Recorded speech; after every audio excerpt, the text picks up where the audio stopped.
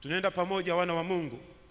Kwa hiyo hata na sisi sasa kwenye maisha ya kwetu siku zote yako baadhi ya mambo, changamoto ngumu kwenye maisha ya kwetu, wala hayahitaji maarifa tulionayo, wala hayahitaji uwezo wa kifedha tulionao, wala hauhitaji nguvu ya watu ambao wako nyuma yetu na kadhalika na kadhalika, wala hahitaji heshima tulionayo tuitumie kama solution ya matatizo tulionayo. Wakati mwingine kinachohitajika ni ile imani ulionayo ndani yako ya kumlingana Mungu sawa sawa, ya kutafuta uso wa Mungu sawa sawa, na kuishi sawa sawa na kile ambacho Mungu anasema na wewe katikati ya mazingira, nyakati hizo ambazo unatamani imani yako ikusaidie.